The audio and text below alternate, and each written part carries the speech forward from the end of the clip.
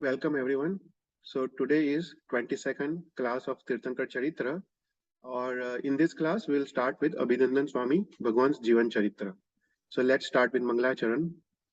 नमो अरियंतारम नमो सिद्धारम नमो आयरियारम नमो उज्जायारम नमो लोहे सव्व साहुरम ऐसो पंच नमुक्कारो सव्व पाव परासरो मंगलारंच सव्वे सिम परमम अवै मंगलम राग द्वेष विजेतारम ज्ञातारम विश्ववस्तुना शक्र पूज्य गिरामेशम तीर्थे संश्रुतिमानये पन्नगे च सुरेन्द्रे च कौशिके पाद संस्कृते निर्विशेष मनस्काय श्री वीर स्वामिने नमः अज्ञानां तिमिरान्धानां ज्ञानं जननी शलाकया नेत्रमुन्मिलितं येन तस्मै श्री गुरुवे नमः सर्वरिष्ट प्रणाशाय सर्वभिस्तार्थदायिने सर्वलब्धिनिधानाय श्री गौतम स्वामिने नमः ओंकार बिंदु संयुक्तं नित्यं ध्यायन्ति योगिना कामदं मोक्षदं चैव ओंकाराय नमो नमः।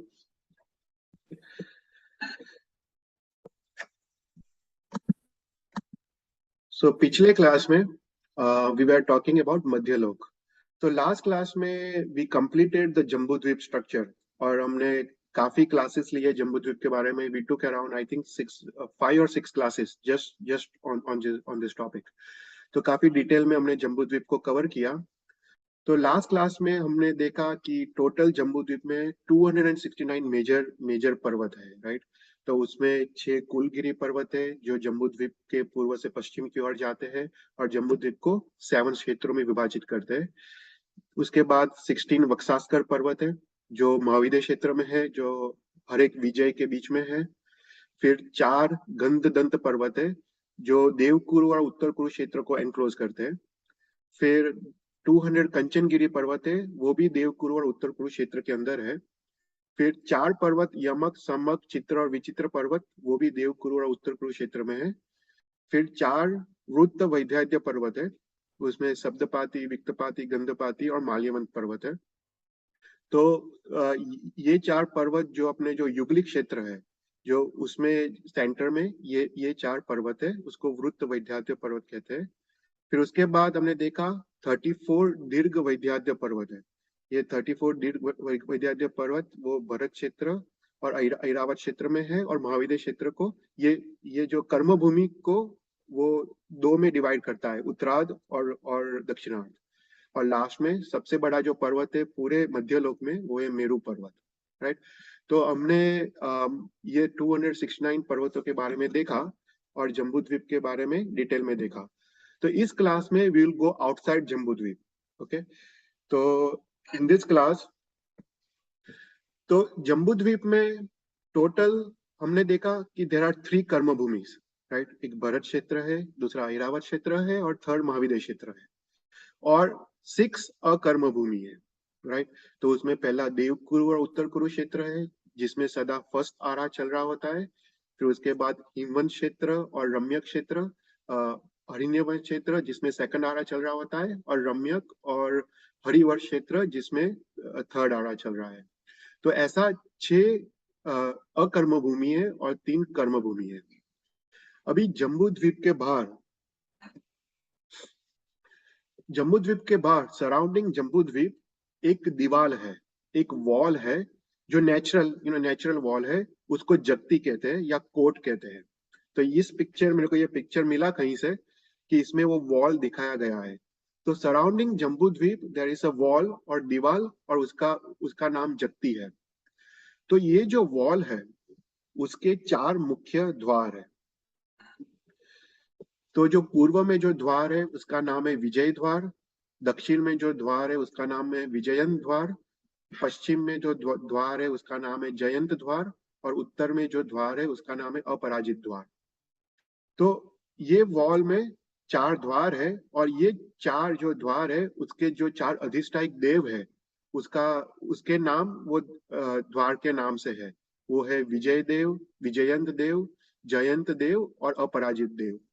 तो कहा जाता है कि ये जो 4 देव है, जो जम्बू द्वीप के 4 द्वार के अधिष्ठायक देव है, वो जम्बू द्वीप का रक्षण करते हैं।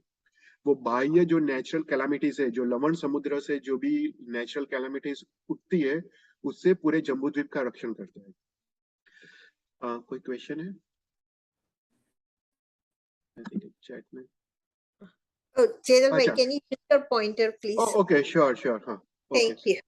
तो ये पूरा जो पोर्शन है वो वॉल है, वो हम थोड़ा डिटेल में देखेंगे ये वॉल के बारे में। पर ये जो चार द्वार है वो इधर है। दिस इज फर्स्ट द्वार, दिस इज सेकंड द्वार, थर्ड द्वार और फोर्थ द्वार। तो ये जो चार द्वार है, इसमें जो चार अधिष्ठायक देव है ना, वो जैसे जब भगवान के समोसरण की रचना होती है, तो यही देव भगवान के समोसरण के जो चार द्वार होते हैं वहां पे अंगरक्षक के रूप में आते हैं।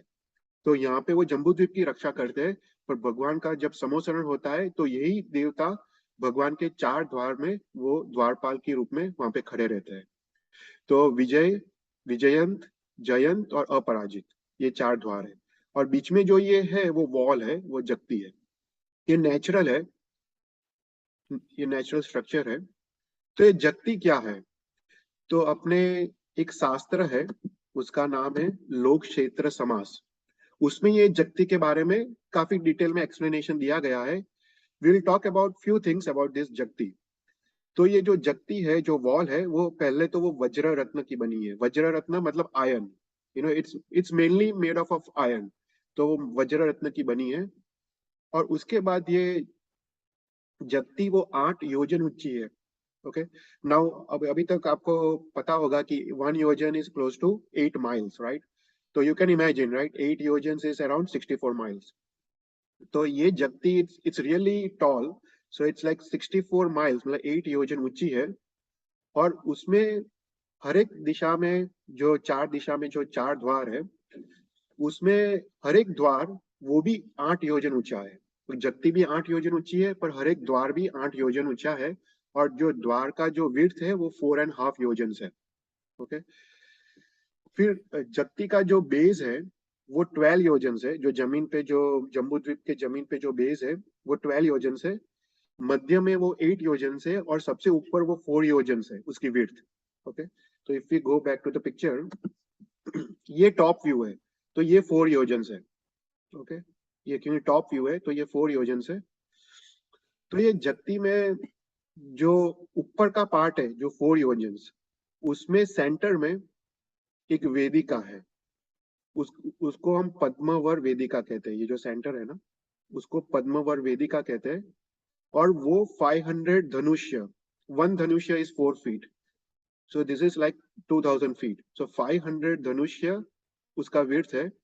और उसके दोनों और फॉरेस्ट है, वन खंड है। ओके, तो ये फॉरेस्ट इज 2 योजन माइनस 250 धनुष्य, तो उसका विड्थ है। तो सेंटर में वेदिका है और आजू बाजू फॉरेस्ट है, वन खंड है। तो ये जो वेदिका है, वो वेदिका अत्यंत सुंदर और मनोहर वेदिका है।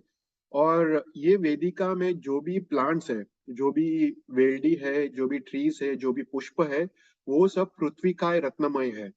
हमने जैसे जम्बू वृक्ष के बारे में देखा, वो पूरा जम्बू वृक्ष इस पृथ्वी का जीव, इट्स नॉट वनस्पति का जीव। तो उसी प्रकार ये जो वेदिका है, वेदिका में जो भी ट्रीज है वो सभी पृथ्वी का रत्नमय है। और ये जो वेदिका है, उसमें जगह जगह पर पद्म कमल है। और वो भी सर्व रत्नमय है, मतलब there are lotus is that are also made up of पृथ्वी का रत्नमय। तो इसलिए इसका नाम पद्मवर वेदिका है। तो क्योंकि जगह जगह पर पद्म कमल है। तो ये एकदम मनोहर सुंदर है। और यहाँ पे जो देवता है और जो देवांगना है, वो यहाँ पे आती है और अपने मनोरंजन के लिए और अपने क्रीड़ा के लिए यहाँ पे वो कंटिन्यूस आते जाते रहते हैं। तो यहाँ पे ये वेदिका में जगह जगह पर सरोवर है, जगह जगह जगह पर यहाँ पे जलाशय है। और ये जलाशय का जो पानी है वो भी एकदम मीठा है, इक्षु रस की तरह, मतलब शुगर कैन की जूस की तरह मीठा है। और यहाँ पे जगह जगह पर छोटे पर्वत है, और इस पर्वत पे देवताओं के प्रसाद है।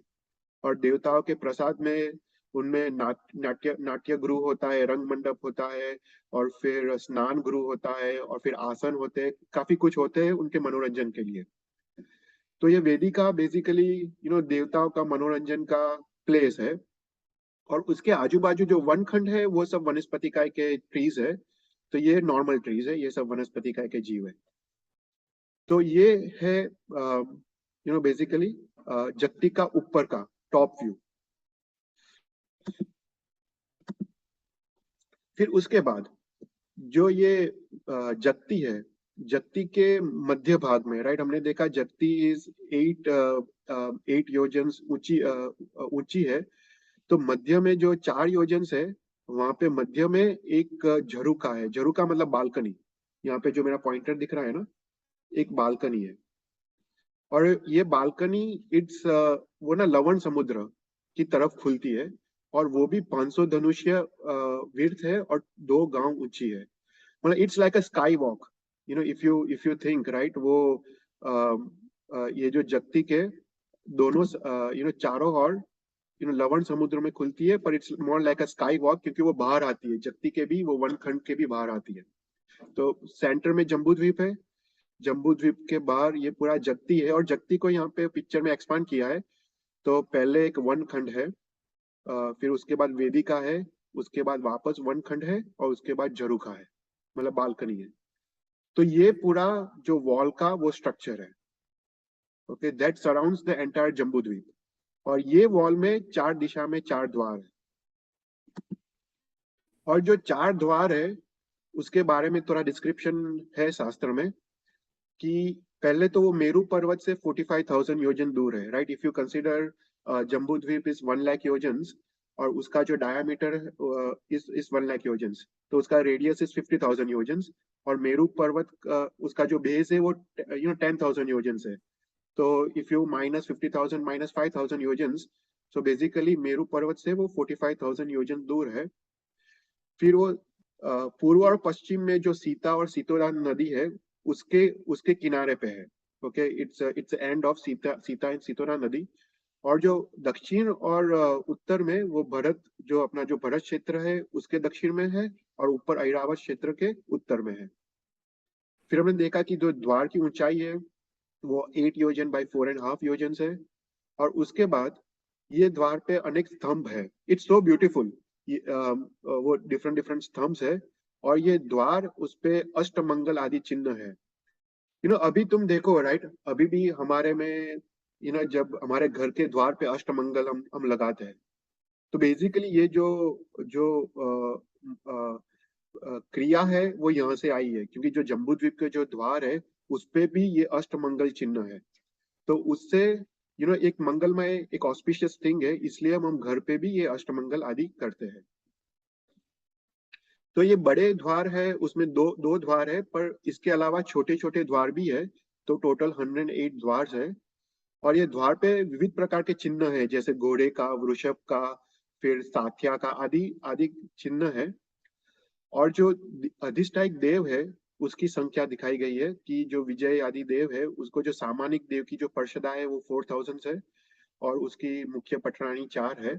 और जो ये देव देविया वो यहाँ पे नहीं रहते, वो असंख्य द्वीप समुद्र के बाद जो एक द्वीप आता है उस पे रहते हैं। वो हम फ्यूचर में कभी बात करेंगे जब हम आगे बढ़ेंगे। पर वो यहाँ पे वो सिर्फ अधिष्ठायक देव है, पर उनका रहने का स्थान इट्स आउटसाइड द मनुष्य लोक। तो इसके बारे में कोई क्वेश्चन, जगती के बारे में?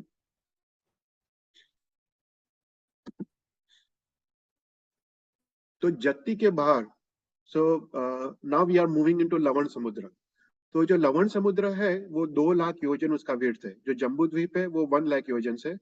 तो ये पूरा 1 लाख योजन है, पर लवण समुद्र इज 2 लाख योजन, तो is twice as long as ये जम्बू द्वीप। तो Lavan Samudra will go all the way here, मतलब पूरा 2 लाख योजन उसका विड्थ है। तो यहाँ पे जो लवण समुद्र है उसमें हमने देखा कि देर आर 56 अंतर्द्वीप, राइट। हमने देखा कि जो जम्बू द्वीप में 6 अकर्म भूमि है, तो लवण समुद्र में देर आर 56 मोर अकर्म भूमि। ओके, तो टोटल कितनी अकर्म भूमि है, किसी को पता है, किसको याद है? सो अपने जम्बू द्वीप में 6 है, फिर लवण समुद्र में 56 है, फिर उसी प्रकार जो घाटकी खंड है उसमें 12 है, और पुष्कर द्वीप में, अर्ध पुष्कर द्वीप में भी 12 है। सो वो सब अकर्म भूमि है। तो यहाँ पे जो अंतर्द्वीप है उसके बारे में हम आज थोड़ा देखेंगे। तो जो जम्बू द्वीप में जो शिखरी पर्वत है और लघु हिमवंत पर्वत है, वो दो पर्वत के पूर्व और पश्चिम की ओर से हाथी हाथी के दांत के आकार वाले आइलैंड्स निकलते हैं। तो ऐसे फोर हर एक से 2 आइलैंड्स निकलते हैं। सो ऐसे टोटल 8 आइलैंड्स निकलते हैं, 8 चेन्स ऑफ आइलैंड्स। और हर एक चेन्स ऑफ आइलैंड्स में there are 7 islands. Okay, so total 7 times 4 there are 8 times 7 there are 56. Okay, so यहाँ पे 1 2 3 4 5 6 7 8, so ऐसे 8 different island chains निकलती है और हर एक chains में there are 7 islands, so there are 56 islands. तो ये जो अंतर्द्वीप है उसमें सदा थर्ड आरा चल रहा होता है, और यहाँ पे जो मनुष्य है वो 800 धनुष्य ऊंचे है। वो निरंतर सुखी, रोग शोक आदि से रहित होते हैं। और यहाँ पे सदा युगलिक काल चल रहा होता है क्योंकि अकर्म भूमि है। और जो हमने जम्बू द्वीप में देखा उसी तरह यहाँ पे भी कल्प वृक्ष आदि से उनका जीवन व्यवहार चलता है, मतलब कल्प वृक्ष से उनको सभी सामग्री प्राप्त होती है। पर यहाँ पे जो जम्बू द्वीप में जो हिमवंत क्षेत्र में जो थर्ड आरा चल रहा होता है उसके कंपैरिजन में अंतर्द्वीप में जो थर्ड आरा चल रहा होता है उसमें जो कल्प वृक्ष जो फल देते हैं वो काफी न्यून फल है, मतलब काफी हीन है। मतलब जम्बू द्वीप में काफी जो फ्रूट्स आदि का स्वाद है वो काफी अच्छा है, आनंद गुण अधिक है। पर अंतर्द्वीप में जो भी रस है फ्रूट्स का, वेजिटेबल जो भी सामग्री मिलती है वो काफी न्यून है। यहाँ पे युगलिक क्षेत्र है और जो मनुष्य है उनका आयुष्य एक पलियोपम से कम है, और वो मरने के बाद निश्चय देवलोक में जाते हैं क्योंकि ये सब मंद कसाय के जीव है। वो सिर्फ यहाँ पे ये भोग भूमि है, तो यहाँ पे वो भोगावली कर्म को भोगने के लिए आते हैं, उसके बाद वो देवलोक में वो उत्पन्न होते हैं। तो ये जो अंतर्द्वीप है तो उसमें सबसे, अगर if you take the north east corner, तो let me go back to diagram. तो we are taking this one, okay, north east corner. तो उसी प्रकार से हर एक तुमको समझने का, if you take the north east corner तो उसमें जो 7 आइलैंड्स है उसमें जो पहला आइलैंड है उसका नाम है एकोरुक आइलैंड। वो आइलैंड 300 योजन्स बाय 300 योजन्स है उसका विड्थ। ओके, उसके बाद जो सेकंड आइलैंड है हयकर्ण, वो 400 योजन्स बाय 400 योजन्स है, मतलब बढ़ते जाता है। फिर थर्ड आइलैंड है आदर्शमुख, वो 500 योजन्स बाय 500 योजन्स है। अश्वमुख 600 योजन्स बाय 600 योजन्स। अश्वकर्ण 700 योजन्स बाय 700 योजन्स। अलकामुख 800 योजन्स बाय 800 योजन्स। और धनदंत वो 900 योजन्स बाय 900 योजन्स। सो सबसे छोटा आइलैंड जो जगती के पास है वो एकोरुक है, वो सबसे छोटा है, वो 300 बाय 300 योजन्स है। फिर उसके बाद उसका साइज इंक्रीज होते जाता है, और जो लास्ट आइलैंड है वो 900 बाय 900 योजन्स है। So similarly, you have to think of all the 8 island chains.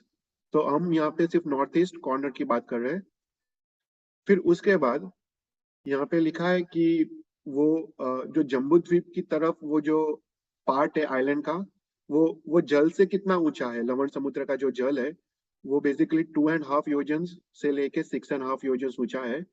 पर जो लवण समुद्र के पास जो ऑपोजिट साइड है वहां पे वो आइलैंड जल से 2 गांव ऊंचा है। ओके, फिर उसके बाद इफ यू गो क्लॉकवाइज, और सॉरी नहीं, या क्लॉकवाइज, तो उसमें जो अग्निकॉर्न मतलब साउथ ईस्ट कॉर्नर, तो उसमें जो आइलैंड्स है उसके नाम है अभाषिक, गजकर्ण, मेघमुख, हस्तिमुख, हरिकर्ण, मेघमुख और लस्तदंड। उसके बाद if you come to south west नैऋत्य, उसके जो 7 आइलैंड्स है उसके नाम है वैशानिक, गोकर्ण, अयुमुख, सिंहमुख, अकर्ण, विद्युन्मुख और गंजदंत।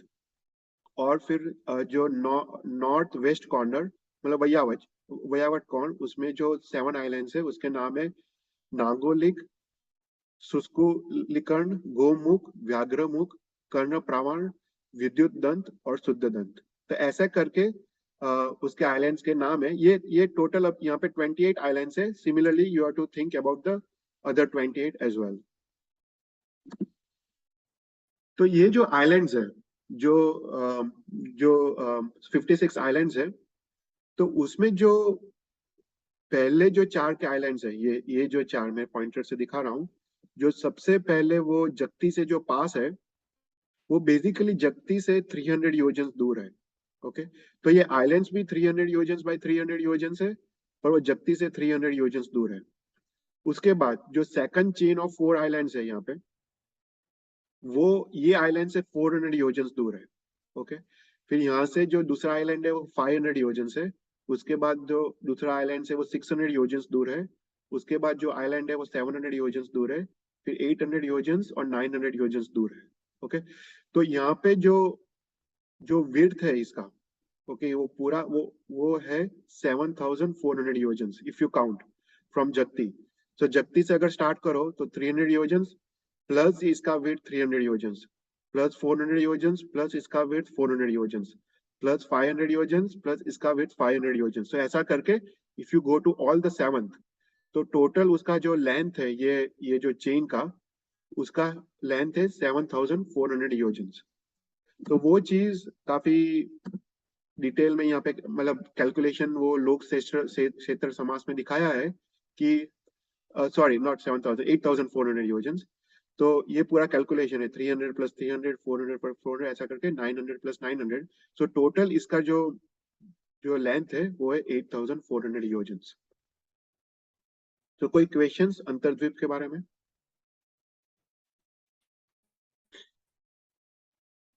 ओके, तो नेक्स्ट क्लास में विल टॉक अबाउट लवण समुद्र। वो बहुत ही इंटरेस्टिंग टॉपिक है। लवण समुद्र में काफी सारे चीजें, काफी सारे डिफरेंट डिफरेंट लैंड मासेस है, उसके बारे में हम बताएंगे। Will talk about that.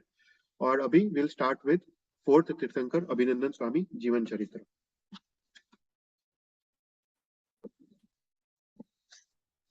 In the eastern Vidhe of Jambudvip, अभी you will be able to correlate, right? Because we are talking about all this Jambudvip और वो सब, तो now you should able to correlate. In eastern Vidhe of Jambudvip, मतलब महाविद्य क्षेत्र के पूर्व विधेय में, okay? In eastern Vidhe of Jambudvip, there is a province called Mangalavati. It was abode of wealth and happiness.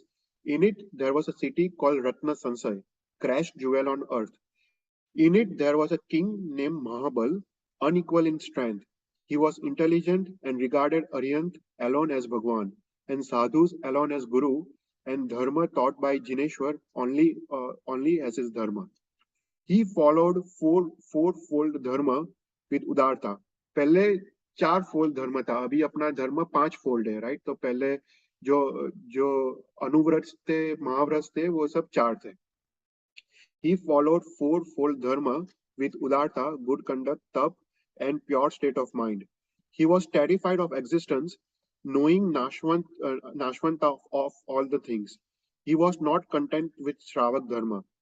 Then, at a feat of Vimal Suri, he took Diksha and adopted complete self-control by Panch Samiti and Teen Gupti, and accompanied by Char Mahavrats. When he was blamed by wicked people, he rejoiced for a long time in his heart. When he was worshipped by the good, he felt ashamed. He was not depressed even when oppressed by the wicked, and he did not attain pride when worshipped by the great. He did not enjoy when he wandered in beautiful udyans, or turned pale when he wandered in terrible forest with lions and tigers. In winters, he endured nights of intense cold, standing outdoor in Pratima Vrat, immovable as an elephant post. In the hot season, terrible from the heat of the sun, he did not fade away, practicing tapashcharya in the sun. In the rainy season, he stood under a tree as a Pratima with both eyes motionless in dhyan. He observed Ratnavali, Kanakavali, and various tapascharyas many times. Also, by some sthanaks, uh, from the 20 sthanaks, he acquired Tirthankar Nam Karma.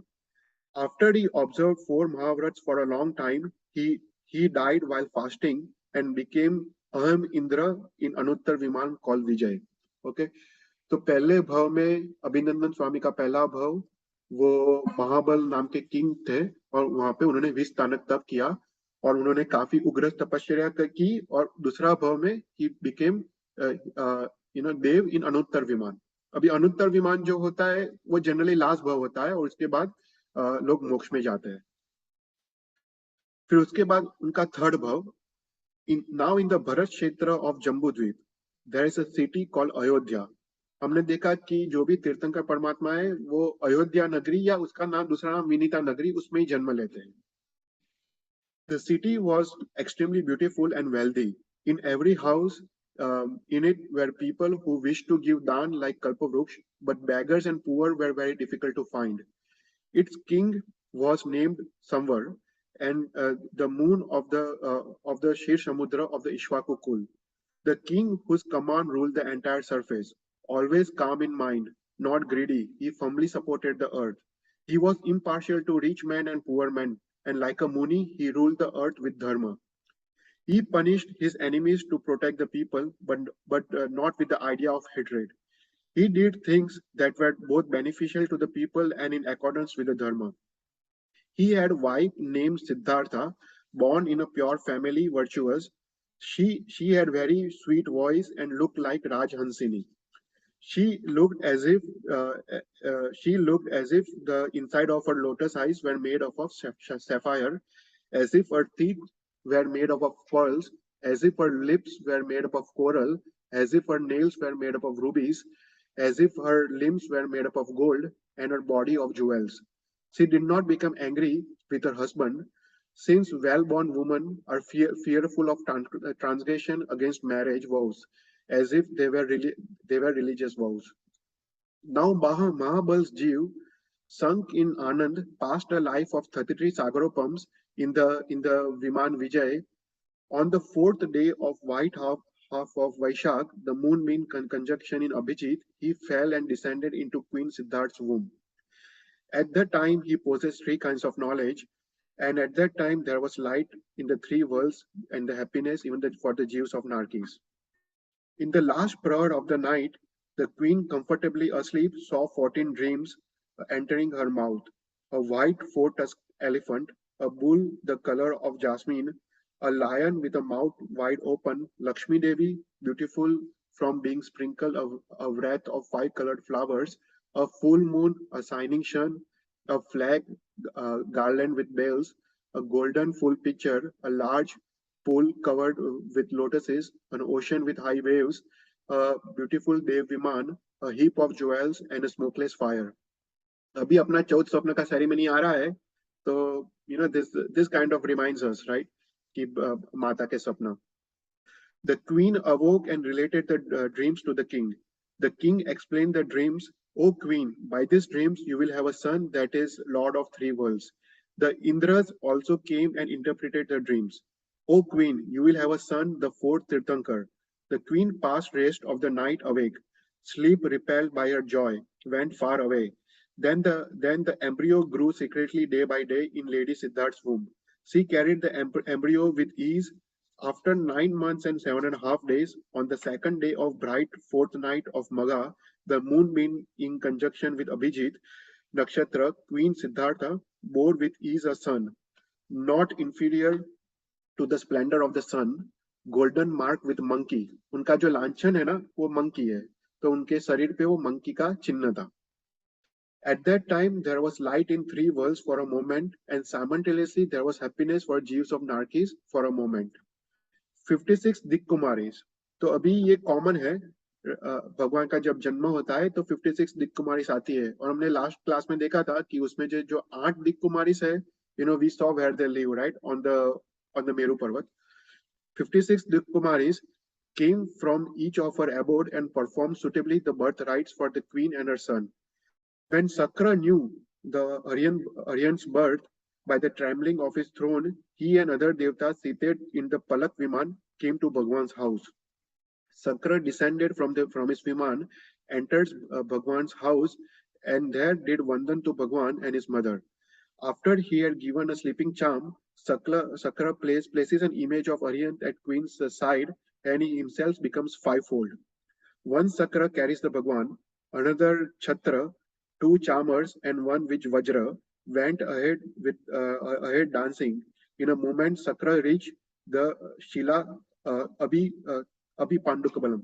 हमने देखा right वो मेरू पर्वत पे जो 4 शिला है right, और उसपे जो शिला जो अति पांडुक बलम है, उसपे जो भरत क्षेत्र के तीर्थंकर का अभिषेक वहां पे होता है. Okay, and sat down on the Sihasan, holding Bhagwan on his lap. Then the 63 Indras, Achyuta with their devtas came and did Snatra Mahotsav and bathed Bhagwan with kalash of water. Ishan Indra also became fivefold and took Bhagwan on his lap. And holding Chhatra, two Chamars, one Vajra, joined in advance.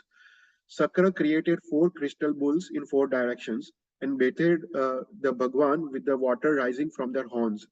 After he had anointed the Bhagwan with Gosir's Chandan Lep and worshipped with the cloths and ornaments, Sakra recited following stuti with folded hands.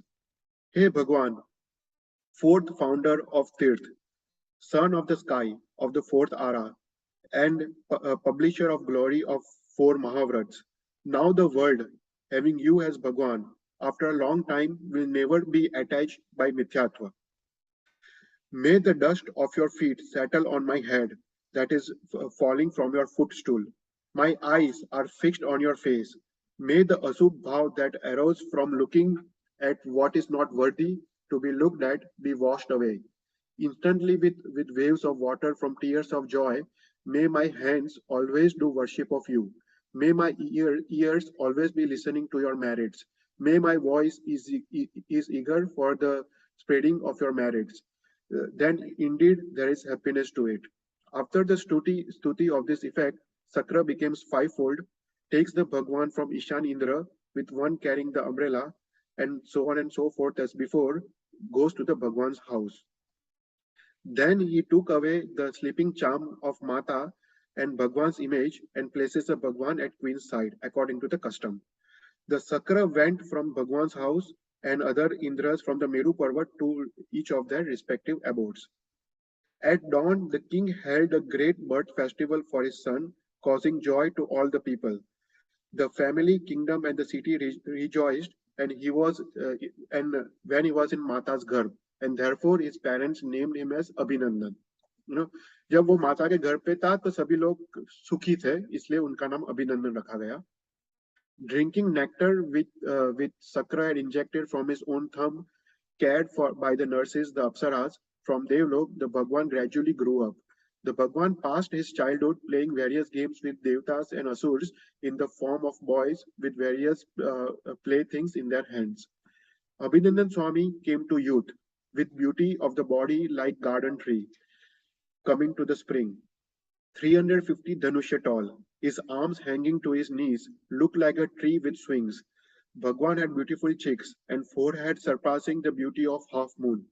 He had large shoulders, lean waist, the legs of a deer, and feet arched like a tortoise. Though indifferent of things, of senses, since he knew that his Bhugavali karma was left, he married a princess. With beautiful young woman, he enjoyed himself like a moon with the stars in gardens, pools, mountains, peaks, just as he wished. So immersed in the pleasure, like a Ahem Indra, Bhagwan passes 12.5 lakhs of purvas from birth. After persuading him, King Samvar, मतलब उनके पापा, places Abhinandan on his throne, and he himself took the kingdom of Diksha. Bhagwan rules the earth as easily as a single village. What does the rule of world amount to for one who is skilled to protect the three worlds? Bhagwan Abhinandan passes 36.5 lakhs of purvas and 8 angs ruling the Bharat Kshetra. Then Bhagwan, who desired to take the Diksha, Lokantik Devs came knowing Bhagwan's heart and declared, O Bhagwan, enough of living in Sansar. Please found the Chaturvid Sangh, by which others will cross this ocean of Sansar that is difficult to cross. The Lokantik Devs departed after this announcement and Bhagwan began Samvatsarik Dan without any desire for reward. The Trilok Rumbak Devtas sent by Kuber at Sakra's order brought money repeatedly and gave it to Bhagwan to give it away. At the end of giving Varshidan for a year, Bhagwan's Diksha ceremony was held by 64 Indras in a fitting manner. Anointed with Gosir's Chandan, with ornaments and divine garments put on, the Bhagwan got into the palki called Artha Siddha for the Diksha. The Bhagwan went to Sahasraman one in this palki, carried by Manusha in the front and Devs and Asurs in the rear. The Bhagwan descended, abandoned all the ornaments, and Vasava Dev placed on his shoulder a Dev Dushya. In the evening on the 12th day, the Bhagwan of the bright half of Magha in Abhijit, after observing a fast for 2 days, हर एक भगवान ना छठ करते हैं दीक्षा के समय. For observing a fast of 2 days, Bhagwan took out his hair with 5 handfuls, Panchmushti Loj. Sakra receives the hair in the end of his upper garments and went instantly to throw it in the Shir Samudra and returns back. Sakra restrained the noise of Devtas and Asurs and adopted 4 Mahavrats and recited Samaik Sutra. The Bhagwan's fourth knowledge, called Manapragyan, came into existence. Then there was a moment of comfort even for the Jews of Narkis. Abandoning their kingdom like impurities of the body, 1,000 kings took Mithyatva destroying Diksha with Bhagwan. After going to Bhagwan, Sakra and other Indras and their Devtas went to their respective abodes. On the next day in Ayodhya, Bhagwan broke his fast with kheer in the house of the king Indradat. The rain of treasure, a rain of flowers and a shower of perfume rain, a sound of drum in the sky, and the waving of Dev Dushya cloth made by Devtas proclaim that this is the best of Supatra dance. The Bhagwan went elsewhere, and in the place of Bhagwan's feet, Indradat made a jewel platform. Always wishing to worship as a sadhu, Bhagwan wandered over, always wishing to worship. As a sadhu, Bhagwan wandered for 18 years, enduring trials and preserving 4 Mahavrats. One day, as he was wandering, the Bhagwan went to Sahasraman Van and stood under a priyal tree after observing 2-day upvas. The destruction of 4 Ghati Karmas taking place at the end of second stage of Shukla Dhyan on the 14th day of Shukla Paksh of Posh. The moon in conjunction with Abhijit Nakshatra, Bhagwan's Keval Jnana appeared. A great remedy for warding off the pain even for the Jews of Narkis. The 64 Indras came and made fitting for a Bhagwan a Samosaran in a place measuring 1 yojan.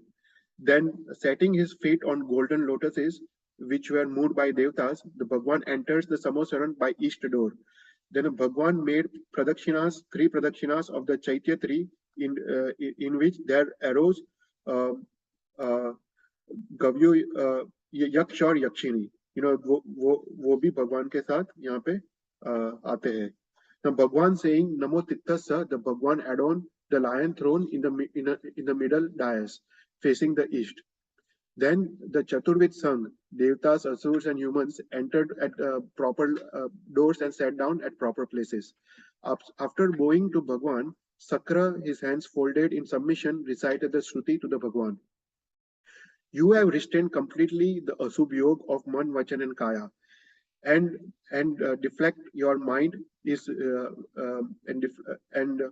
deflect your mind is removed by you. Victory over 5 Indriyas is achieved by you with the correct understanding. The 8 divisions of yoga, जो 8 divisions of yoga होते हैं, हमने एक बार सूत्रार्थ class में लिया था, yam, niyam, आदि. 8 divisions of yoga has been part of your nature. For a long time, you have been indifferent to the sense objects and friends also. Your mind has been devoted to the highest Shukla Dhyan. The meditation, and the thing to be meditated on, the 3 things has united in one Atma. How could the greatness of concentration of your part be believed by others? When Sakra had ceased speaking the stuti, Bhagwan commenced the Deshna in a deep voice which penetrated for 1 yojan. This sansar is a pit of calamities. To anyone falling into it, neither father, mother, friend, brother, nor anyone else is any protection. Since Indras, Ahim Indras also come within the sphere of death, who gives protection to creatures against the fear of death. While father, mother, sister, brother, and children look on, a person without protection is led by his actions to the doorstep of death.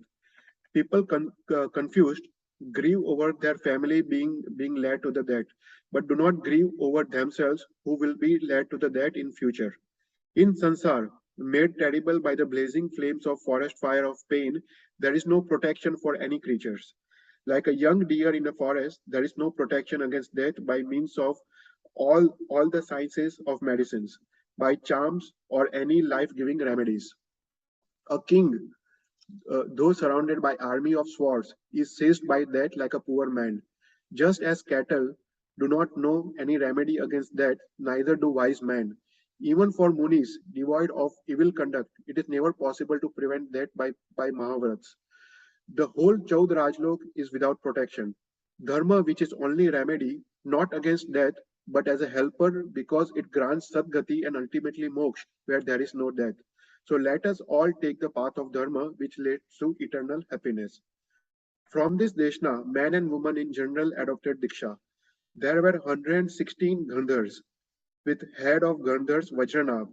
After giving them permission to create Dvatsangi, Bhagwan delivered a Deshna on instructions to create Dvatsangi. Bhagwan told them three phrases, Upneva, Vigneva, Dhueva. In accordance to the three phrases, they made the text of 12 angs. Bhagwan stopped this Deshna after the end of first Prahar. The Bhagwan threw sandalwood powder on the heads of Gandhars and man and woman taking Diksha. Bhagwan rose, went to the middle gard and sat down on dais placed in the northeast. Vajranab Gandhar, seated in Bhagwan's Patpit, that is footstool, delivers a Deshna. A Shrut Kevali, he was looked on by people as Kevali. At the end of the second prayer, he stops Deshna. After bowing to Arihant, all Devtas and men went to their respective abodes. In the Chaturvid Sang, arose Yaksh, dark with an elephant as a vehicle, his two right hands holding citron and rosary, his left hand holding good as weapon, likewise Kalika and a Yakshini, Kalika dark colored, seated on a lotus, on a one right hand in Vardhan position and holding noose, and two left hands holding snake and a good as a weapon. The Yaksh and Yakshini were always near the Bhagwan. Then the Bhagwan, endowed with 34 Atishais, wandered in villages, mines, cities.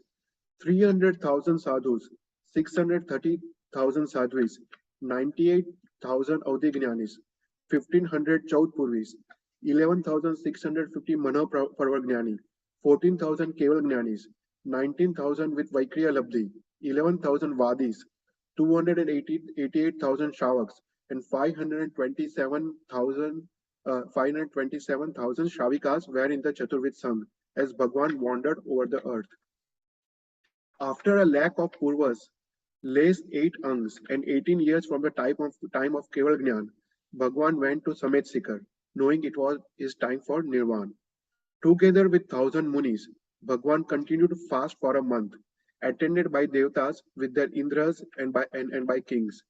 Engaged in Sailesi Dhyan, destroying karma prolonging existence, possessing the 4 infinite of Siddhas, Abhinandan Swami and the 1,000 munis went to the place from which there is no return on the 8th day of bright half of Vaishak, the moon being in conjunction with the Pushpa, passing 12.5 lakhs of Purvas as prince, 36.5 lakhs of Purvas plus 8 angs as kings.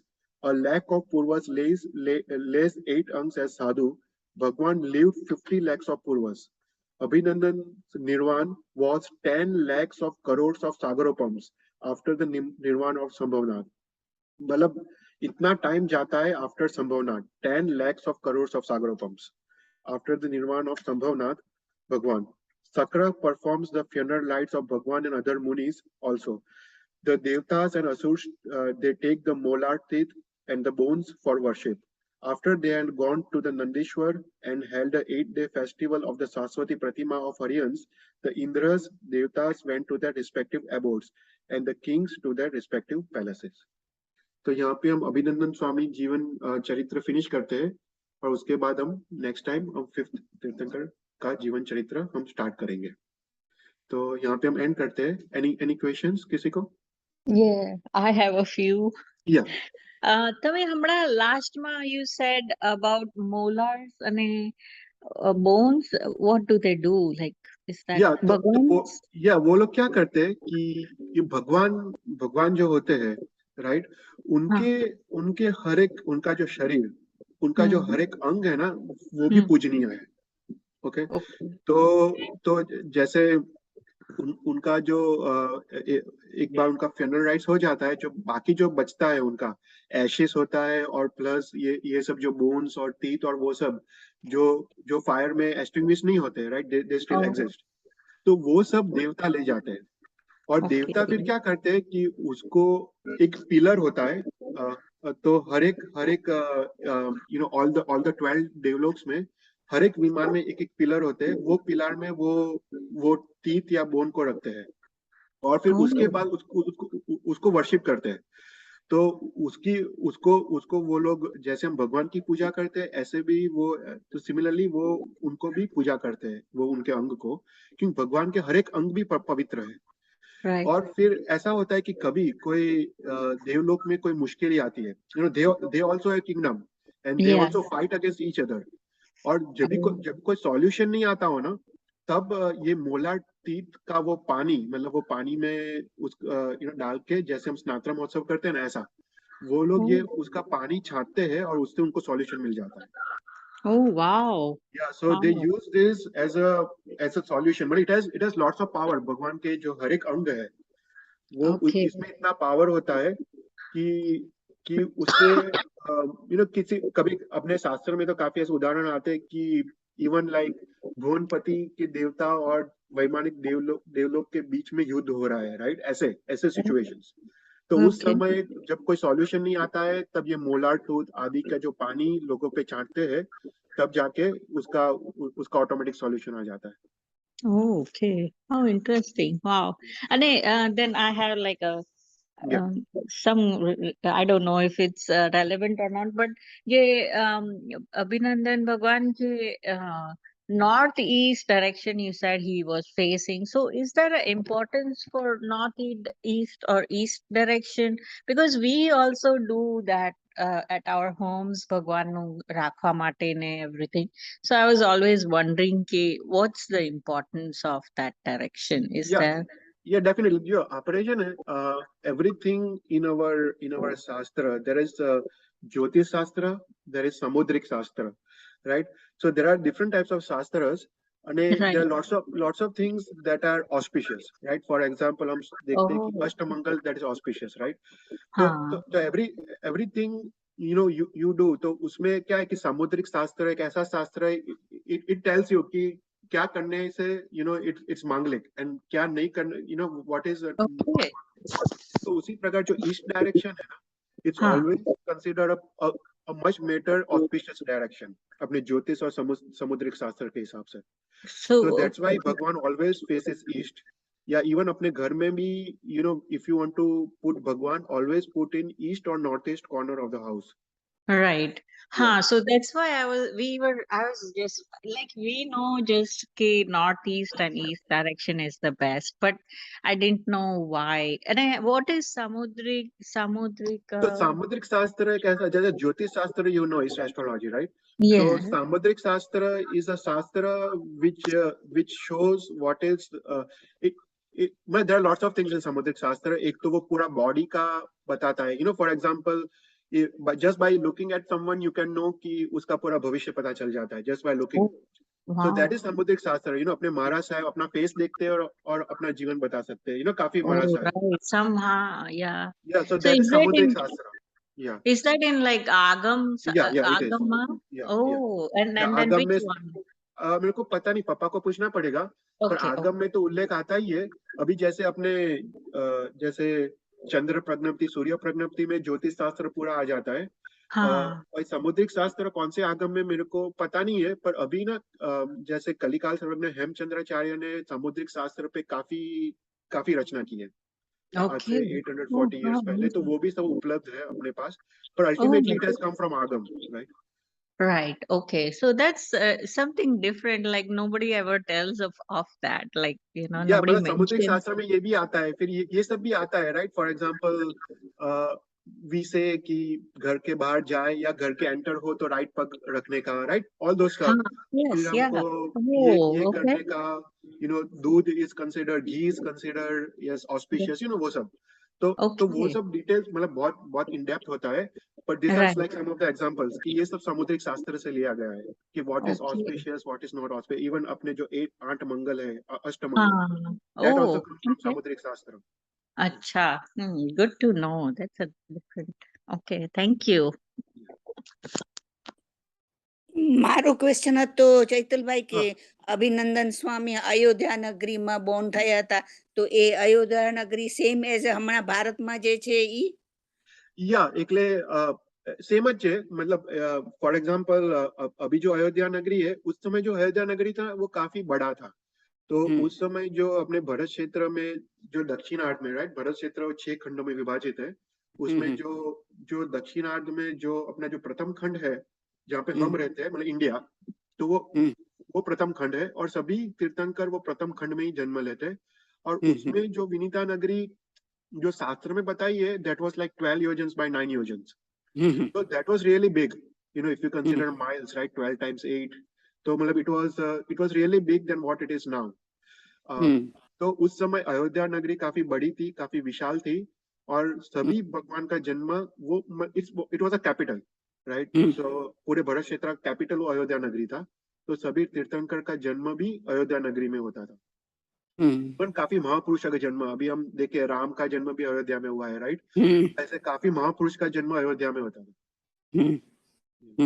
पर I think it's similar, मतलब वो नगरी तो same ही होगा। अभी अयोध्या काफी small हो गया है, अभी गांव हो गया है, पर उस समय it was capital of Bharat क्षेत्र।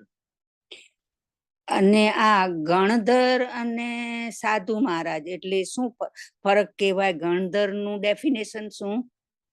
तो गणधर जैसे तीर्थंकर होते हैं, उनको तीर्थंकर नाम कर्म होता है, उसी प्रकार गणधर को गणधर नाम कर्म होता है। अच्छा। so this with गणधर नाम कर्म, जैसे हम लोग 20 स्थानक तप करते हैं, तो उससे गणधर नाम कर्म भी निकाचित कर सकते हैं। तो जैसे ये गणधर नाम कर्म से गणधर बनते हैं, और गणधर ऐसे एक विशिष्ट महापुरुष होते हैं जो द्वादशांगी की रचना करते हैं, right, so they create this 12 द्वादशांगीज। तो उनका ज्ञान का संरक्षण इतना अद्भुत होता है कि भगवान के मात्र 3 शब्द से, उपनयवा, विघ्नवा, धुएवा, भगवान के अनुग्रह तो है ही, भगवान का शक्तिपात तो है ही, पर वो शक्तिपात को झेलने की शक्ति गणधर में होती है। यू नो, भगवान तो 3 शब्द सबको बोलते हैं, समोसरण में सब सुनते हैं, पर सबको पर और किसी को ज्ञान का संरक्षण नहीं होता है। पर सिर्फ गणधर को ये 3 शब्द से ही ज्ञान का संरक्षण हो जाता है, क्योंकि उनके पास वो गणधर नाम कर्म है, और उसके कारण वो पूरी द्वादशांकी की रचना वो अंतर्मुहूर्त में ही कर देते हैं। ओनली 48 मिनट्स में पूरी द्वादशांकी की रचना कर लेते हैं वो लोग, मन में, अपने माइंड में। So these are महापुरुष, मतलब जैसे भगवान महावीर के समय जो 12 गणधर थे, उसी प्रकार से गौतम आदि, राइट, गौतम, इंद्रपुति, वायुपुति, वो सब जो 12 नाम आते हैं, उसी प्रकार अभिनंदन स्वामी के 116 गणधर भगवान थे। વાવ। એન્ડ આ 20 સ્થાનક તપમાં એટલે શું કરવાનું હોય 20 સ્થાનક તપમાં? तो उसमें ना 20 स्थानक होते हैं, तो हर एक स्थानक का तप होता है। जैसे यू नो, एक साधु का स्थानक होता है, अरिहंत का स्थानक होता है, तप का स्थानक होता है, यू नो, दर्शन स्थानक होता है, ऐसे। तो ऐसे 20 डिफरेंट स्थानक होते हैं। स्थानक मतलब यू नो सब्जेक्ट, मतलब इट्स लाइक यू नो दर्शन, या यू नो सम्यक दर्शन वो एक स्थानक है, सम्यक ज्ञान वो एक स्थानक है। तो उसकी आराधना करते हैं, जो जो 20 ऐसे स्थानक होते हैं उसकी आराधना करते हैं। और अभी भी यहाँ पे भी यू नो इवन अपने संघ में काफी लोग ये 20 स्थानक की आराधना करते हैं।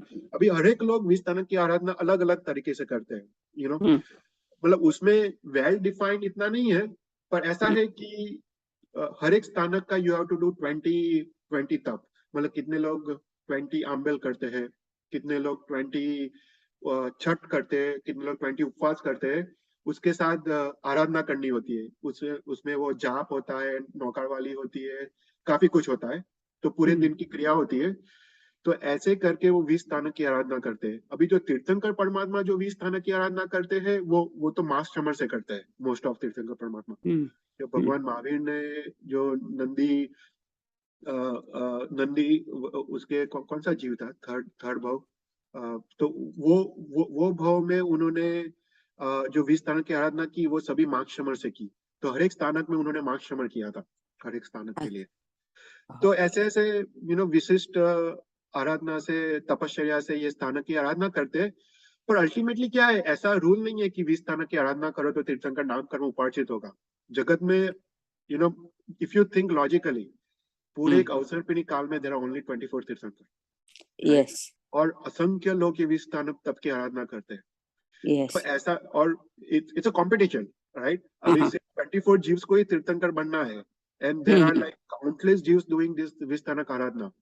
पर ये क्या होता है कि आराधना के साथ ये तीर्थंकर के जो आत्मा होते हैं ना, उनका जो जगत के जीव के प्रति जो प्रेम है वो Yeah. अनपैरेलल होता है। वो सभी जीव करो जो शासन ऋषि की जो भावना है, उनका जो दिल में जो एक दर्द है, वो दूसरे जीव का वो दर्द देख नहीं पाते हैं। और उनको ऐसा होता है कि कब मैं ये जीव को मोक्ष में लेके जाऊं, इतना प्यार होता है। तो अच्छा। ऐसे उत्कृष्ट भाव होते हैं, और ऐसे उत्कृष्ट भाव से ये लोग ये तप करते हैं, और तब वो जाके तीर्थंकर नाम कर्म उपार्जित होता है उनका। उपार्जित तो होता वो है। भाव भी चाहिए, राइट? हमने द्रव्य क्रिया तो करते हैं, पर ऐसा विशिष्ट भाव जो जीवों के प्रति प्रेम, और तीर्थंकर का वही गुण है, परार्थकरण का गुण है, सबसे उत्कृष्ट गुण, कि दूसरों की मदद करना, दूसरों को सद्गति देना, राइट? परार्थकरण। वो गुण के कारण ही तीर्थंकर नाम कर्म उपार्जित कर सकते हैं। तो भाव का महत्व ज्यादा है द्रव्य से भी। अच्छा, थैंक यू, थैंक यू,